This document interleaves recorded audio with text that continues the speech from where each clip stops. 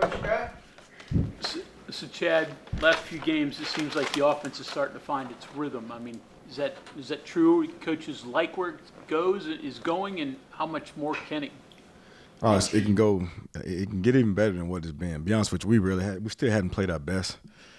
But what we're doing right now is what we believe we can be offensively coming into the football season.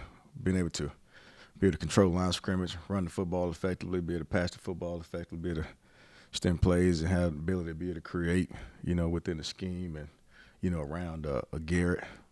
But this is actually that's where we thought we could be coming into the season. How much better can it get? You said it's not got it to its peak yet. It can get a whole lot better, and more so just continuing to do the little things. We still have a couple technical issues, technique issues within certain schemes, and that can make a certain concept, a certain play that much better. Because sometimes in some certain places, certain positions, certain people can strain just a little bit more harder to make a play go that much further than what it happens. The running back guy, I'm sure you saw that stat, showed it to the players, 11 straight games with 140-plus yards rushing. Considering the different guys that you've had up front, the different guys that are running the ball, it's kind of a team deal, isn't it? Absolutely. Complete team deal. It's a testament to Coach Moore and the guys up front, and those guys being able to plug and play. Obviously had a lot of injuries in that room, and it's the next man up. Same thing in my room. It's credit to those guys, preparing and paying attention and practice, and execute plays and in which they should be within practice, like their game reps, and it's also a testament to the Garrett at the quarterback spot, not taking negative plays and what in the past would take an unnecessary sack that would cause you to lose yards. Is doing a phenomenal job extending plays with his legs. Chad, last week you had said throughout practice you were going to be on Jaheim every step of the way. Every step of the way. Positive results. I'm assuming you like what Absolutely you saw. positive results, and I did that exact same thing. Exactly what I told you. I was on him every step of the way.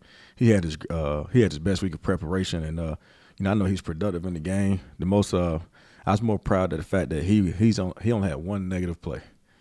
He was his discipline he was 95% from a discipline standpoint, and that's a testament to him. Just like me being on him and him being on himself and paying attention. So I'm gonna do that same exact thing for the rest of the season. We got to talk to him. He's pretty self-confident. He's a self-confident dude. He really very, very confident. He's very confident. He's a kid that's had success all throughout his life through Pop Warner and on high school on up.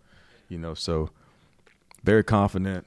I like to keep that in him. Right now, he just go. I don't know if he thinks about anything. Just go out there and just play ball, and that's a great thing. It ain't a bad thing. Right. He also talked about that he feels one of the things he did a lot better this past week that led him to get more opportunities was his body language was better. Is that something you've noticed, and did you have to maybe get used to his demeanor and body language? Because he said actually past coaches have kind of been confused by it. Yeah, more so like the way I term it with him, more so like being where his feet at.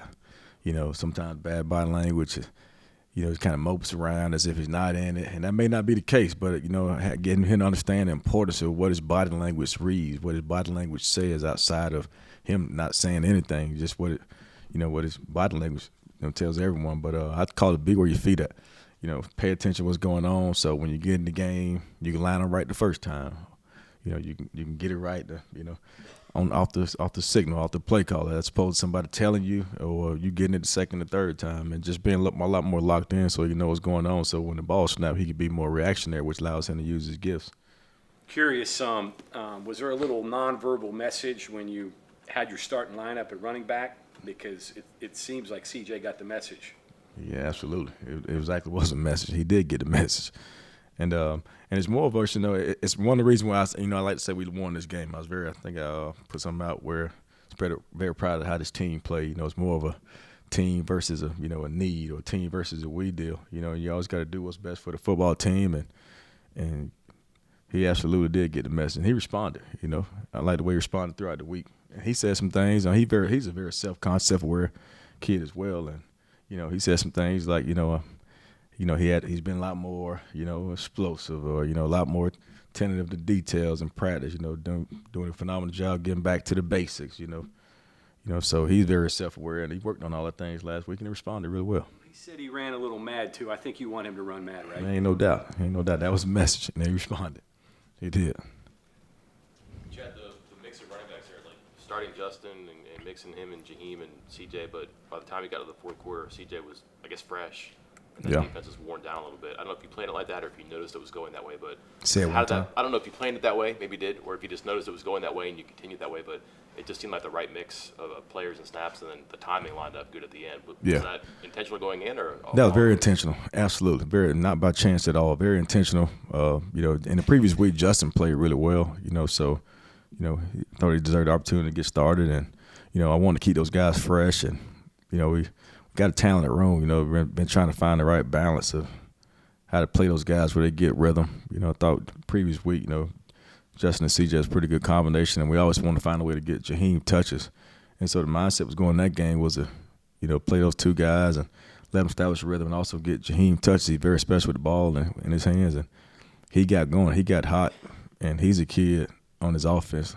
Him and Rodney Gallup, they could do some things with the ball in their hand that we can't coach. And so once he got going, I thought it was, the right thing to also keep the ball in his hand, let him continue to make big plays, and then that kind of rhythm, allowed CJ to stay fresh and, be able to run angry and more determined than he had been the last couple of weeks as well, that he was a lot more fresh, and then put him in a great situation toward the end to be able to come through like we needed to in the end and close out the game for us. What's left for Garrett? I mean, it seems like he's playing very well, but is there more left that he hasn't even done yet? I believe so. He's still like, he'll tell you, he's doing a great job of extending plays. He's playing a lot smarter, than he has in the past. Not having a lot of negative plays, but it's still some couple read decisions on like run reads where he might make the wrong decision, and it's kind of risky deal because you never want to take away his creative ability, and that's any of those guys with playmaking ability. So it's a fine line sometimes. I know one plays where he kind of got dinged up a little bit. It was one where it was a wrong decision. So just on his read decision, him being so competitive, he'd love for himself too, and we'd love for him too to be 100%. And that. Are these reads keeping it as opposed to yes, handing sir. it off? It's keeping it or handing it off. Okay. Yeah. Are you giving? I know Neil said that you're giving him more. Are you giving him things where he can change the play and see something and get him either in a different direction or a completely different play? Nah, we'll look that stuff for him. We'll look that for him. We hadn't gone that far to give him the ability to change it on his own. Now within certain pass plays, he can check a route or whatnot to a receiver. But as far as like the checking it completely out of a concept, we'll do that for him. It's more so once we get him in the right situation, the right call, the right look defensively, him making that right decision to keep it. And sometimes it's great. Those defense guys do a great job too, not making it just a 100% keep it read, 100% give read. So it'll come with just more, a lot more reps. CJ and Jaheim look totally different. I mean, they're different kinds of backs and everything, but they seem to be the same kind of person. I mean, talk a little bit about the personalities they have and what drives them. Both outgoing, both comical, jokesters, got a great relationship, more like a big brother to a little brother. Like I'll say this, and this was a great step too for both of them, particularly for CJ. Jaheim's worst day of last week was probably Saturday morning. It wasn't probably, definitely Saturday morning of the walkthrough. First play getting the game, and it's something that he's gotten right all week. Could have been one of those situations where it wasn't where his feet was, but couldn't get lined up. Ran it again, couldn't get lined up again. Ran it again, couldn't get lined up again. It's on Saturday morning before the football game. And CJ said, "Coach, I got him. Don't say nothing to him. I got him." And he pulls him over there and said, "Man, listen, this kind of stuff that keep you off the football field, man. You got to lock in and do what you're supposed to do, man." And he said, "Coach, don't worry about it. I got him. He going to be all right." And I thought that was a huge step. None of the coaches got upset. We didn't get upset. Coach Brown didn't get upset. We proceeded on. We got the play right. Then we got him out of there and ran the next play, but CJ took that upon himself, said, "Coach, I got him." So that was a huge step. They got a great relationship, and that's the kind of leadership you want, the kind of leadership you need. Sometimes, it's better for the teammates to say that kind of thing to them as opposed to the coach because they'll respond better. Sometimes they feel it's the coach says it to me, "Oh, man, he's not going to put me in." So I thought that was a huge step Saturday morning. Is the development of an offense the beginning where the coaches prepare the players, then basically call the plays and manage the game, to then the players have the ability to have some freedom within the concepts, to at the other end, you prepare them for the week and then the players play. Is that the evolution of an offense, and where would you guys be in that on that graph? We're at the point right now where we do a great job putting together a game plan that those guys believe in. Those guys have say-so in, particularly Garrett. Garrett said earlier in the week last week, Coach, I really like this game plan. You want to build around those guys where they like it, feel good about it. And it's been that way thus far. It's really that way last week. They enjoyed that. Try to be creative, change the looks every snap. And then ultimately, you always tell those guys, it ain't the play that's called, man. It's a player behind the play that's called. Also, we're going to call the play to try to put the ball in the hands of the best guys that can make a play for us. And at that point, they go out there and make the play. Coach Brown made a big emphasis on Friday morning, I believe, and I reiterated that same message Friday night about, he talked about shooting your shot. And I've always said that catchers catch, runners run, throwers throw, blockers block. And, we had 4th and 2, critical situation, critical play. And Coach, wanted to go forward. We was on timeout, and I said, this is a head coach's job. This head coach's time. He's shooting this shot right now. I said, so Tanya, you guys shoot your shot. He's shooting this shot, going for a 4th and 2. You guys shoot your shot. And those guys went out and executed the play, and Garrett made a phenomenal throw to, to E.J. Horton. He caught the ball, big-time play. You can only – when you call a play and you set up a play and you design it, there's only so much you can do. It's out of your control once the guys have it. Right. Are they giving you the reactions, and are they seeing the things like, yeah, that's what you're supposed to do there? Are you seeing more of that? Well, they are. Even more so that is that, when I'm saying that, they're in the huddle. They're like, man, Coach, man, that's a great analogy right there, man. And then they start talking amongst one another like, man, let's go do this. We got this. We can do this. We know we can go do this. So once they start, and I said that, I asked those guys way back in the spring, how good you want to be? You don't have to tell me this right now, but how good you want to be? And I reiterated that to them last week. That I think they know now how good they can be, and they're starting to see the results as a result of it. They're doing the little things to create those big things. So now they start to talk amongst each other that they can go make those plays. And for those guys to start fast, go down and score in the first drive, for us to finally end the game in our own hands. Not where the defense made a play and we finally got the ball back and we just got to nail it, but where we finished the game in a 4-minute situation and we got first downs, to take a knee and get in victory formation. So just seeing little things like that we're emphasizing that's happening. And, I give you an example of we talked about receivers being able to recognize coverage and that the best block sometimes is just running the defensive back off. We had 2 touchdowns at the end of the backfield with C.J. and Jaheim White where Preston Fox runs the DB in the back of the end zone. Jaheim walks in. We had one with E.J. Horton on C.J.'s touchdown. Recognizes the cover one and runs at the back of the end zone, and the DB has no idea he scored until he turns around. Just those little things like that those guys, starting to buy into and understand that, we're their God-given ability. If they could do the little things that we're coaching them to do, man, like with their God-given ability, they'll be in a one-on-one situation where they could do some of the special things you guys have been seeing with those guys with the ball in the hand. Say it one more time. He can give more. We can get more. He's doing a bunch of good things, and he just need to be more consistent. Consistent in what? Just consistent in his pad level and blocking, consistent in his playmaking ability. He had a ball the other day that he's caught a tougher ball in the past, and he knows it. He got to make that play, but he's making plays. We need to get more consistency out of him.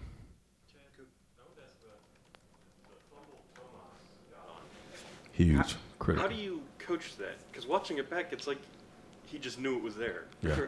How do you coach that? I'll tell you, we talk about our standards just about every day. You can ask those guys, they'll tell you. And one of those standards is strength. Force yourself or your body part to do something usually great. And the guy that's at 6'5", 6'6", or 300 pounds strains and beats like 3 defenders to that ball and crawls up and gets in a fetal position at 6'5", 6'6", and that's just something that we emphasize absolutely every day, straining. So we emphasize that part.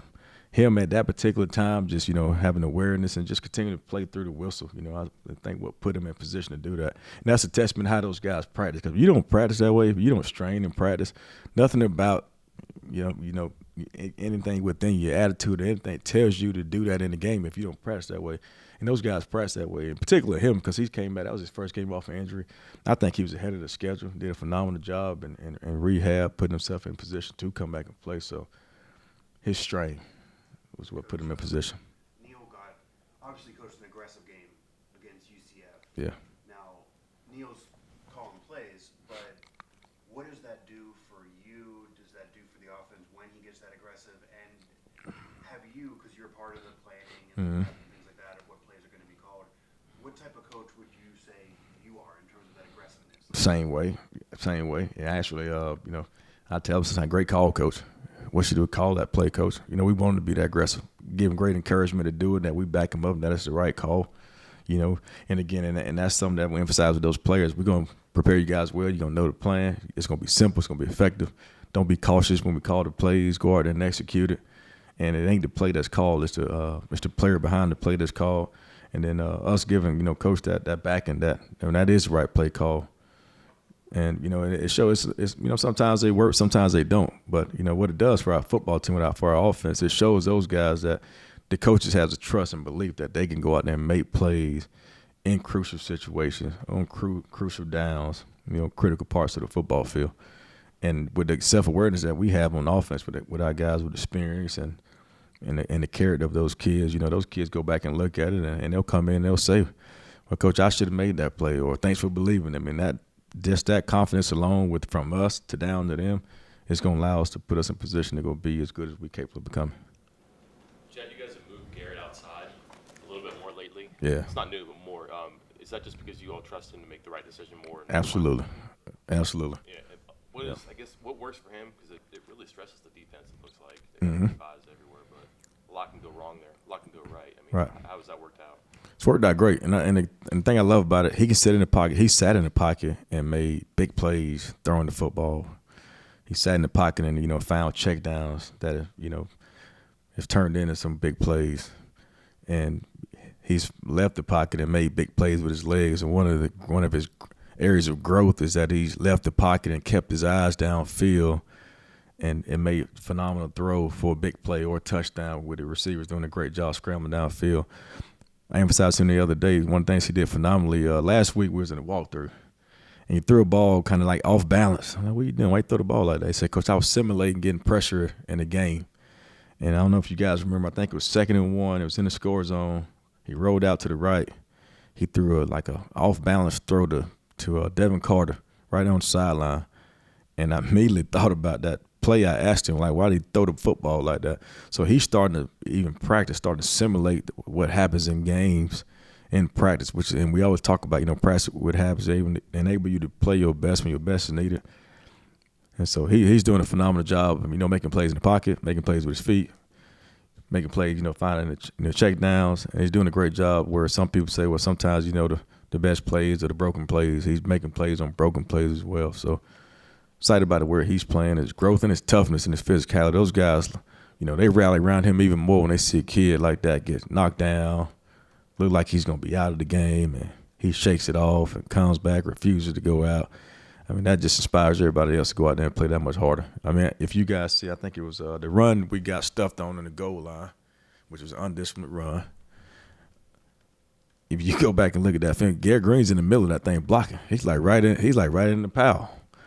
This is a kid that's, he's hurting, he's banged up a little bit, and he's handing the ball off to C.J. Donaldson, and he finds a way to go get in. He's like literally in the middle of the pile. That's kind of, when you got a leader like that that's fighting for you like that, it's real hard not to fight the same way around him. That coaching him up to not take those unnecessary shots. Through one, he had himself exposed and took one of the ribs. That is, and honestly, part of he asked how much more can he grow? And I talked about his decision making. One of the ones where he got dinged up is one of the ones he should have handed the ball off. So, and like I said, it's a give and take deal, but definitely he's getting better with that as the week goes, and got to keep improving. All right, thank you all.